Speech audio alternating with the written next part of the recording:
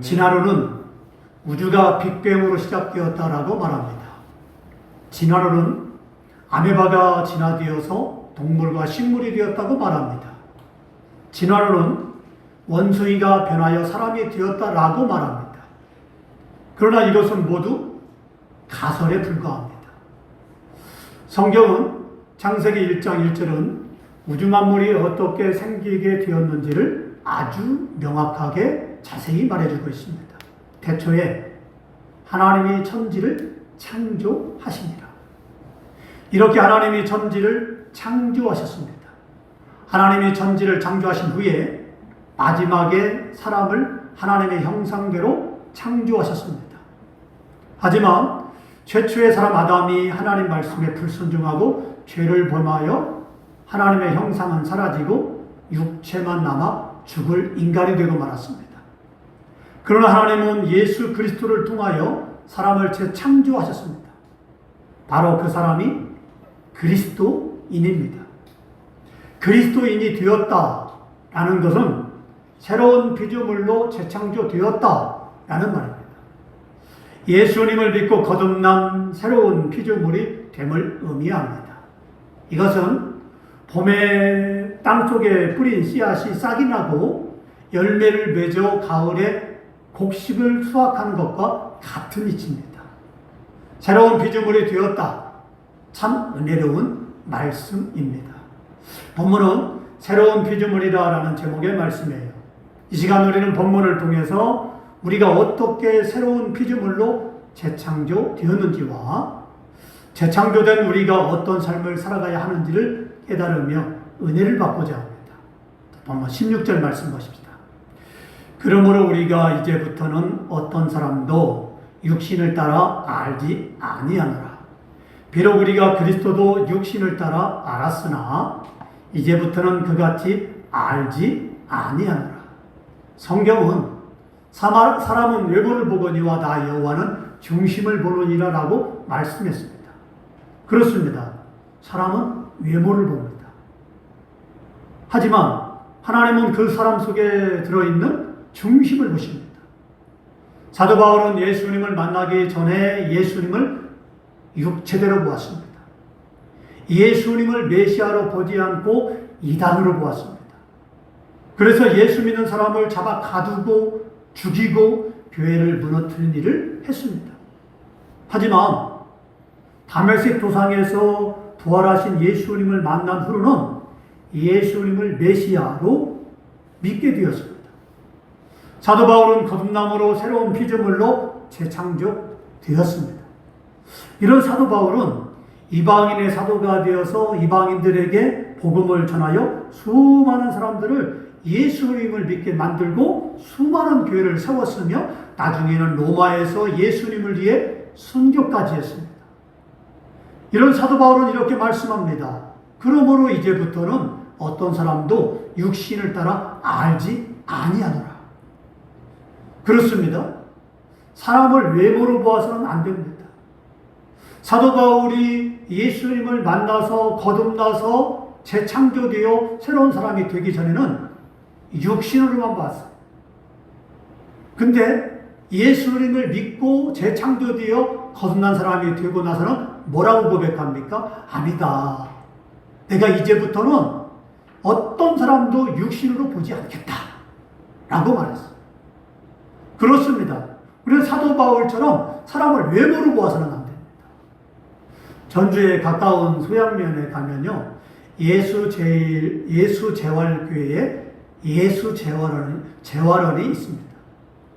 그 예수 재활원에 가면은 손발과 입과 온몸이 뒤틀려서 말도 제대로 못하고 스스로 밥도 먹지도 못하고 걷지도 못하는 장애인들이 굉장히 많아요. 하지만 그들도 우리와 같이 하나님의 형상대로 창조된 사람들입니다. 그들은 그리스도 예수 안에서 우리의 믿음의 형제들입니다. 겉으로 보기에는 아름답지 못하게 보이지만 그들 역시 우리와 같이 고귀하게 하나님의 형상대로 창조된 하나님의 자녀들입니다. 중요한 것은 겉만 보지 말고 속을 봐야 됩니다. 얼마나 키가 크냐 작냐 예쁘냐, 멋있냐, 똑똑하냐를 보지 말고 그 사람 속에 하나님의 형상을 봐야 됩니다. 할렐루야. 아멘. 세상은 외모를 봅니다. 얼마나 예쁘냐, 얼마나 멋있냐, 얼마나 많이 배웠냐, 얼마나 똑똑하냐를 봅니다. 그래서 대통령도 말을 잘하는 사람, 똑똑한 사람, 많이 배운 사람, 바로 그렇게 그런 사람 위주로 대통령도 뽑고 도지사도 뽑고 시장도 뽑습니다. 정치인들도 마찬가지죠. 근데요, 그렇게 뽑았지만 다 그렇습니까? 다 좋은 사람입니까? 다 국민을 위한 사람입니까? 대통령을 뽑았더니 그 사람이 왕 노릇하고 있어요. 임금 노릇하고 있어요. 국민들은 아랑곳하지 않고 내가 왕이다, 나를 따르라, 내 말을 들으라, 그렇게 하는 사람이 적지 않았습니다. 다른 국회의원들도 마찬가지죠. 국회의원 되기 전에는 뭐라고 합니까? 굽신굽신합니다. 시장에 와가지고 더 손을 덥석 잡으면서 인사하면서 한 표만 달라고, 한 표만 달라고 그렇게 부탁을 하고, 그리고 사람들에게 절을 하죠. 근데 국회의원 되면요 어떻게 합니까? 언제 그러냐 싶게 고개를 빳빳이 세웁니다. 사람들이 만나달라고도 만나주지 않습니다. 사람은 그래요. 그렇기 때문에 사람은 외모를 봐서는 안 됩니다. 우리도 중심을 봐야 됩니다. 얼마나 똑똑하냐, 예쁘냐, 잘났냐, 이런 걸 봐서는 안 돼요. 그 사람의 인격, 그 사람의 영혼, 그 사람의 숨어있는 믿음을 봐야 돼요. 바로 교회에서도 사람들이 볼 때 부자로 잘 사는 사람, 그런 사람을 가까이 하려고 합니다. 자, 많이 배운 사람, 똑똑한 사람, 대학 교수, 의사, 많이 가진 자, 바로 그런 사람을 더 이제는 높이고 그런 사람을 장로로 뽑으려고 하고 그런 사람을 권사로 뽑으려고 합니다. 이래서는 안 됩니다. 비록 가난하고 부족하지만 못 배웠지만 그 사람의 열심의 정도, 신앙의 정도, 봉사의 정도, 하나님을 뜨겁게 섬기는 그런 마음, 그리고 열심히 기도하는 그 믿음, 그걸 보고 그 사람에게 투표하고 그 사람을 뽑으려고 해야 됩니다. 그래야 그 사람이 하나님을 잘 섬기지 않겠습니까? 바로 오늘은 우리는 그렇게 해야 됩니다. 그게 예수님의 마음이죠. 누가복음 13장을 보면요, 예수님은 18년 동안 귀신 들려 앓으며 오브라져 조금도 펴지 못한 한 여자를 고쳐주신 후에 그 여자를 가리켜서 아브라함의 딸이라고 말씀했습니다. 그 여자가 귀신 들려서 꼬부라져 조금도 펴지 못하고 그렇게 흉악하게 있을 때 사람들은 그 여자를 가까이 하지 않았습니다. 그런데 예수님은 어떻게 합니까? 그런 여자가 왔을 때 예수님은 불렀습니다. 데리고 와라. 그리고 그 여자를 고쳐줍니다. 귀신을 내어 쫓고 병을 다 고쳐줍니다. 그런 다음에 그 여자를 가리켜서 뭐라고 하냐면 이 여자도 아브라함의 딸이다 라고 말씀합니다. 예수님은 아브라함의 딸이 18년 동안 귀신 들려 얼마나 고통을 당했느냐, 이것을 빨리 풀어줘야 되겠다라고 이 여자를 고쳐주었습니다. 예수님은 이렇게 사람의 외모를 보시지 않고 중심을 보셨습니다. 그러면 오늘 우리도 사람을 볼 때 외모를 보지 말고 중심을 봐야 됩니다. 세상은 차별합니다. 그러나 교회는 차별이 있어서는 안 됩니다. 세상은 보이지 않는 신분과 계층이 있습니다. 부유층, 권력층, 지식층 등등. 하지만 교회는 가난한 자나 부유한 자나 신분이 낮은 자나 높은 자나 차별이 없어야 됩니다. 그래야 교회가 되는 것입니다. 외모를 보지 않고 중심을 보는 사람이 진정한 그리스도인입니다. 제가 이제 큰 교회도 다녀봤고 큰 교회도 거쳐가 봤고 큰 교회에서도 목회를 해봤어요. 근데요, 사람이 모인 곳에는 참 다양해요. 근데 제가 큰 교회 다녀봤고 큰 교회를 목회해봤지만 참 슬프게도요, 이 큰 교회가 그래서는 안 되는데 사람의 외모를 봐요. 끼리끼리. 그래서 많이 배운 사람은 많이 배운 사람끼리, 부유층은 부유층끼리, 가진 자는 가진 사람끼리. 끼리끼리 모여요. 참 그걸 봤을 때 슬프다. 저래서는 안 되지 않느냐.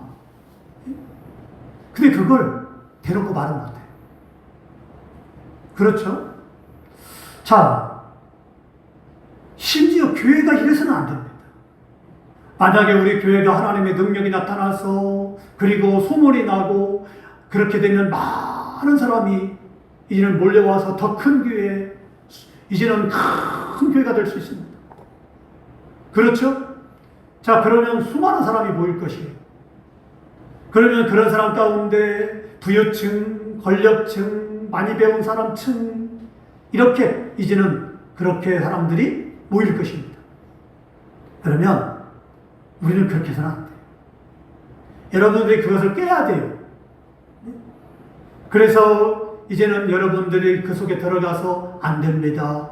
교회는 이래서는 안 됩니다. 교회는 차별이 되어서는 안 됩니다. 가난한 자나 부자나 못 배운 자나 많이 배운 자나 권력 있는 자나 없는 자나 우리는 하나가 되어야 됩니다.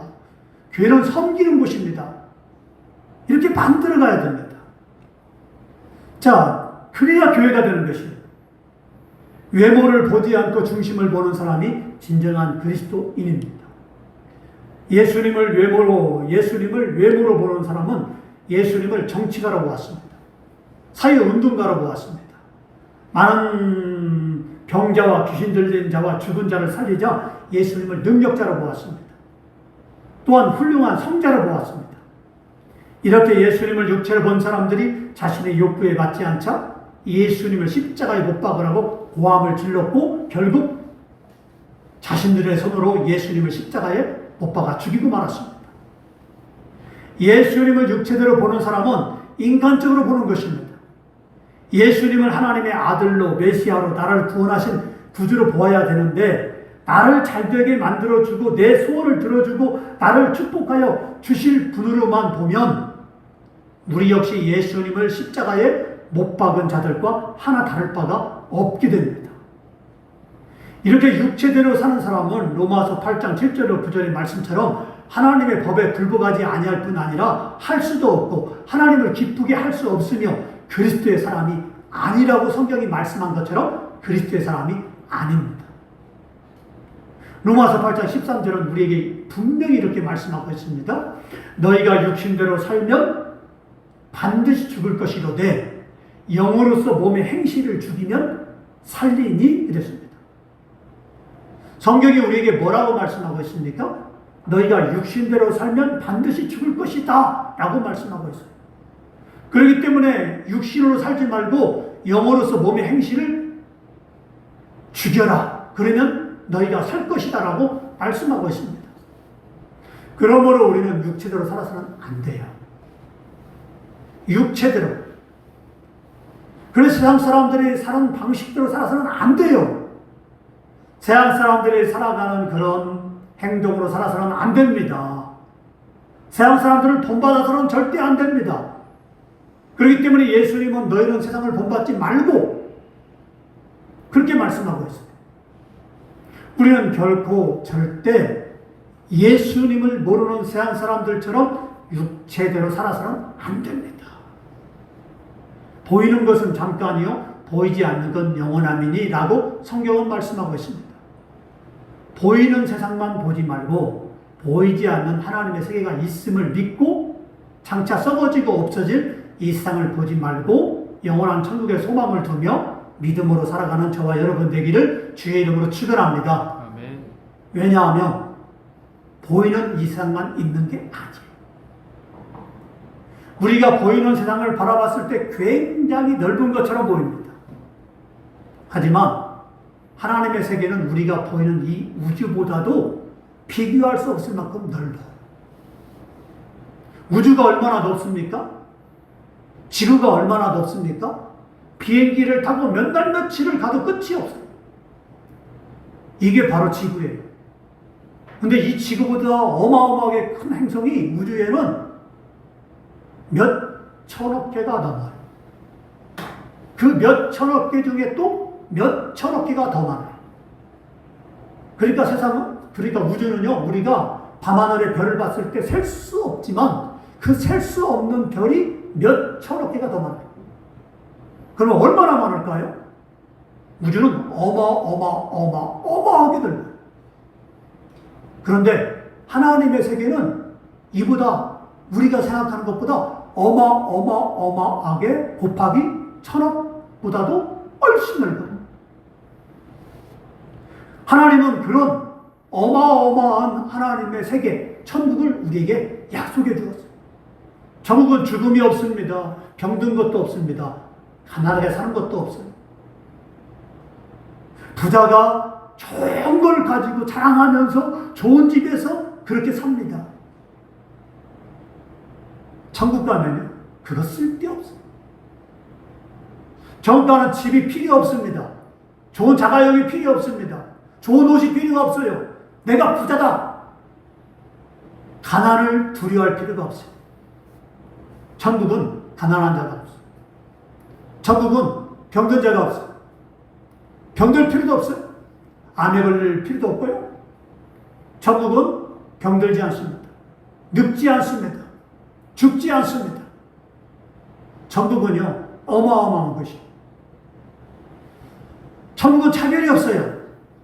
천국은 추남이 없어요. 천국은 못생겼냐? 못생긴 사람이 아무도 없어요. 키가 작냐? 키 작은 사람이 없어요. 사람은 많은 그런 단점이 있습니다. 천국은 단점이 없어요. 얼마나 기가 막힙니까? 그래서 우리가 못 산다고 염려할 필요가 없고, 먹고 살기도 염려할 필요가 없고, 가난하다고 염려할 필요가 없고, 우리는 그렇기 때문에 그 천국을 소망하며 살아요. 아이들이요, 이제 대학 시험을 보잖아요. 그래서 요즘 아이들은요, 반수도 많고요, 대학 때문에 골치 아파요. 제가 아는 아이도 있는데요, 지금 고3이에요. 예? 그래, 이 아이가 어제 병원에 가서 위시 내시경을 검사하고 왔대요. 의사가 멀쩡해요. 그렇대요. 왜 그래요? 그런데 왜 위가 그렇게 아프다고 해요? 스트레스입니다. 공부 잘해요, 걔가. 공부는 잘하는데요, 애가 스트레스가 이만저만 하네요. 차라리 공부를 못하면요, 즐겁게 놀아요. 하하 하면서. 난 그래도 행복해. 어쩌면 그게 정답인지도 몰라요. 근데 애가 공부를 되게 잘해요. 그래서 의대를 가려고 해요. 근데 불행해요. 힘들어해요. 자신은 스트레스를 안 받는다, 자신은 괜찮다 하지만 엉뚱하게 스트레스를 받아요. 그래서 이제는 점수에 얽매이고, 그리고 이제는 그런 등급에 얽매이고, 내가 혹시 잘못해서 의대를 못 가면 어떨까라고 그렇게 염려와 근심 가운데 있습니다.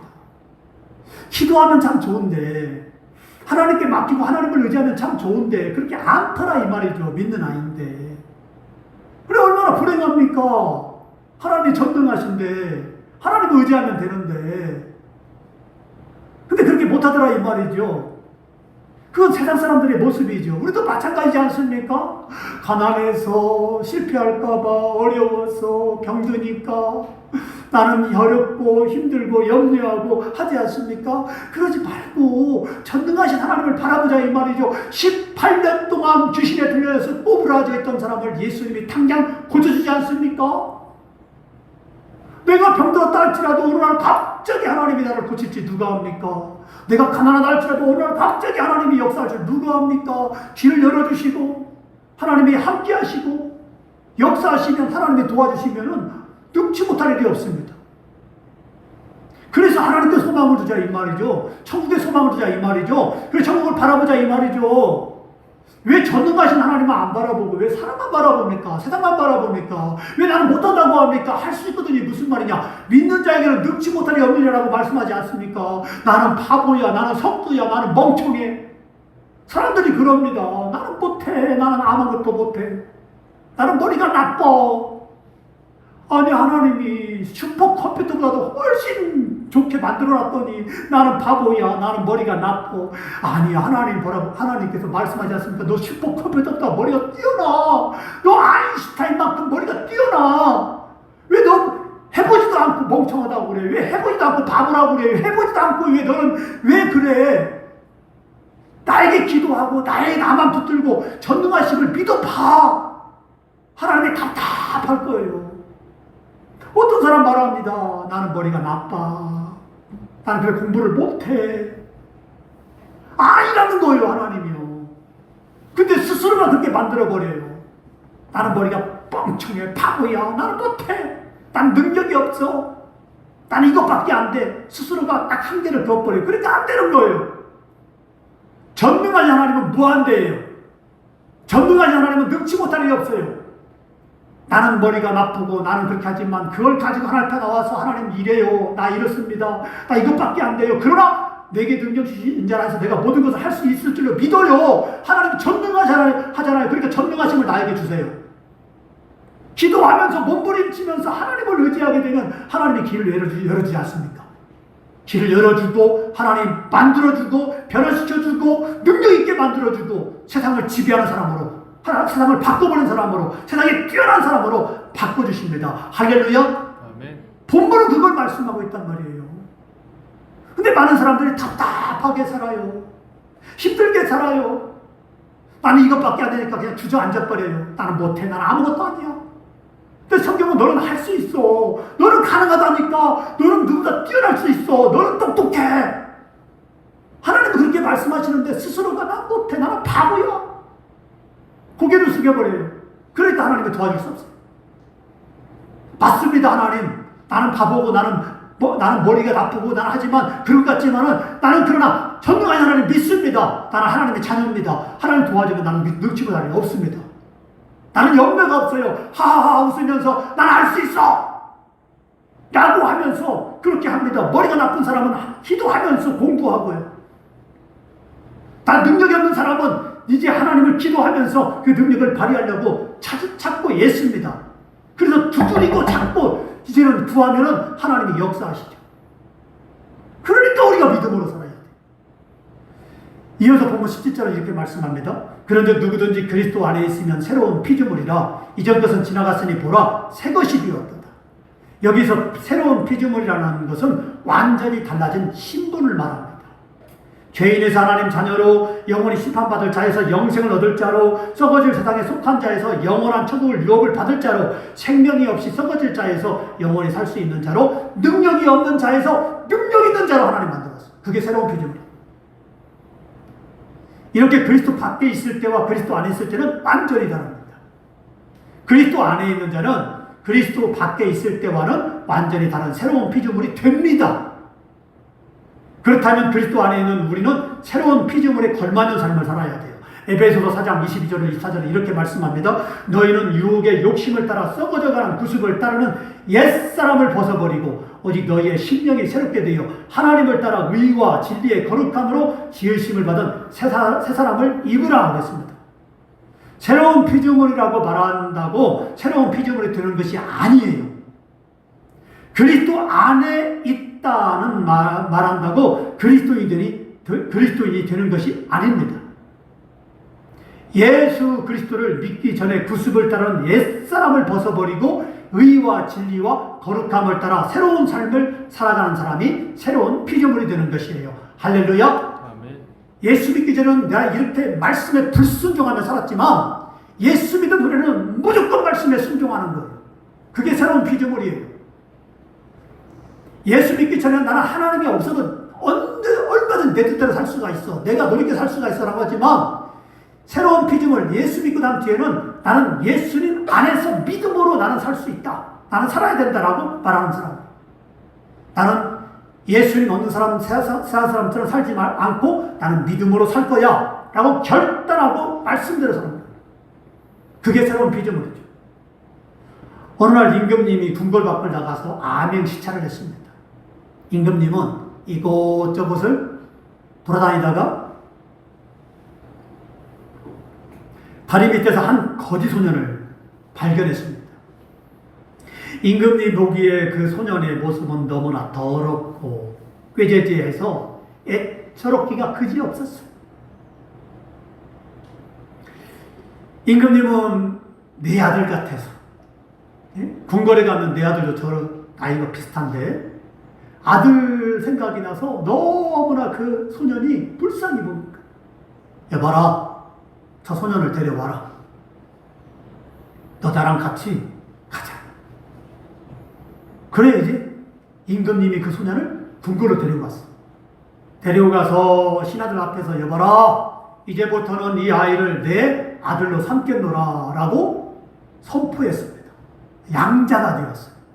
그러면 이 소년은 누굽니까? 이제부터는 거지가 아니라 왕자가 된 것이죠. 자, 이 소년은 이제 여기저기 찢겨져서 누더기같이 더럽고 냄새난 그런 옷을 다 던져버리고 화려한 장식에 좋은 옷감으로 만든 그런 아주 값비싼 왕자만 있는 그런 왕자 옷을 입었습니다. 식사도 예전처럼 부걸하지 않고도 너무나 맛있고 많은 음식을 마음껏 배부르게 먹을 수 있었어요. 하지만 왕자는 자신이 거지가 아니라 왕자라는 사실을 믿을 수 없었어요. 모든 환경이 소년에게는 너무나 낯설고 어색했어요. 아침이 되자 소년은 급히 일어나 밖으로 나가게 되었습니다. 그러자 시중드는 신하가 당황하면서 그 왕자를 가로막았어요. 왕자님, 어디 가십니까? 라고 물었습니다. 그랬더니 왕자가 말합니다. 예, 사실은 저 다리 밑에 가면 제가 세수할 수 있는 곳이 있답니다. 신하가 가지 말라고 해도 막 뿌리치면서 막 가려고. 왕자가 된 소년이 이렇게 말했는데 얼마나 어리석습니까? 얼마나 황당합니까? 왕자는 아직도 자신의 신분이 거지라고 생각해서 그 거지 신분을 벗어날 수가 없는 거예요. 왜냐하면 왕자다운 생활을 하기에는 이미 거지 생활에 너무나 익숙해져 있었기 때문입니다. 그러나 왕자가 진정한 왕자로서의 생활하기 위해서는 먼저 생각을 바꾸고 왕자다운 행동을 익히는데 노력을 해야 돼요. 이것은 그냥 되는 게 아니에요. 노력해야 돼요. 걸음걸이도 말하는 것도 행동하는 것도 왕자답게 교육을 받고 자기도 노력을 해야 돼요. 그래야 왕자가 되는 거예요. 노력하지 않으면 왕자가 될 수 없어요. 이건 우리도 마찬가지입니다. 어쩌면 우리도 왕자가 된 거지처럼 예수님을 믿기 전 더럽고 추악한 세상 죄악에 너무나 익숙해졌는지도 모릅니다. 그래서 자꾸만 구원받기 전 세상으로 돌아가려고 합니다. 믿음으로 안 살려고 그래요. 자꾸 내 뜻대로 살려고 합니다. 우리는 이렇게 믿음 생활을 해서는 안 됩니다. 멸망길로 가는 세상 사람들처럼 살아서는 안 됩니다. 노력해야 됩니다. 바꿔야 됩니다. 내가 먼저 생각을 완전히 바꾸고 하나님 자녀답게 믿음으로 말과 행동을 익히는데 노력을 해야 됩니다. 할렐루야. 아멘. 내가 하나님의 자녀가 됐으면 하나님의 자녀로 노력을 해야 돼요. 믿음으로 살려고 노력을 해야 돼요. 기도하려고 노력을 해야 되고 말씀을 읽으려고 노력을 해야 되고 하나님의 자녀로 살려고 노력을 해야 되고 하나님의 자녀답게 말하려고 노력을 해야 되고 행동하려고 노력을 해야 되고 그렇게 노력을 해야 됩니다. 내가 거룩하니 너희도 거룩해라 라고 했던 것처럼 거룩한 신분으로 거룩한 하나님의 자녀답게 살려고 노력을 해야 돼요. 근데 사람들이 노력을 안 해요. 노력을 않고 내가 예수 믿기 전과 똑같이 말하고 행동하고 마음대로 살려고 하니까 하나님의 자녀답게 안 보이는 거예요. 그러니까 마귀가 깔보고 세상 사람들이 깔보고 우습게 보고 합니다. 그러니 마귀가 와가지고 우리를 때리고 망가뜨리고 시험에 들게 만들고 넘어뜨리고 하지 않습니까? 사실은 하나님의 자녀인데. 그리고 내가 입은 옷이 왕자의 옷이 막 찢겨지고 누더기 옷이 되고 더러워지고 냄새나고 신분은 왕자인데 거지같이 됩니다. 그러니 마귀가 얼마나 깔보겠습니까? 마귀가 발로 차고 욕하고 때리고 네가 하나님의 자녀냐? 하면서 얼마나 우리를 우습게 봅니다. 하나님이 잡아다가 데려다가 거지 옷을 다 벗기고 새로 다 씻기고 그 왕자 옷을 입히고 해도 또 똑같이 또 가서 또 다 더럽혀버리고 다 찢어먹고 다 그렇게 또 하고 합니다. 무엇으로? 자기 입술로, 자기 행동으로. 새로운 피조물이 되었으면 이렇게 살아서는 안 된다고 성경은 말씀하고 있습니다. 본문 18절과 19절 말씀을 보면 우리는 어떤 삶을 살아야 됩니까? 아름다운 사람이 돼야 돼요. 아름다운 삶이 돼야 돼요. 얼굴이 예쁘다고 아름다운 사람입니까? 얼굴이 멋있게 생겼다고 키가 크다고 아름다운 사람입니까? 아니에요. 인격이 아름다워야 돼요. 말이 아름다워야 돼요. 행동이 아름다워야 돼요. 아무리 예쁘고 아무리 키 크고 멋있어도 막 욕하고 쌍욕하고 해보세요. 그 사람 멋있습니까? 그 사람이 예쁩니까? 사람들이 다 피해갑니다. 그러나 아무리 못생겼어도 아무리 키가 작아도 아무리 볼품이 없어도 아름다운 말과 아름다운 행동을 해보세요. 사람들이 가까이 합니다. 친구가 되려고 합니다. 너무나 멋있다고 합니다. 바로 그겁니다. 우리가 이제 예수 믿는 사람이 되었으면 그렇게 행동해야 되고 그렇게 살아야 되고 그런 믿음의 삶을 왕자다운 삶을 살아야 됩니다. 그러면 하나님은 축복하십니다. 여러분이 이렇게 하나님의 축복을 받아서 복된 삶을 살아가기를 주의 이름으로 축원합니다.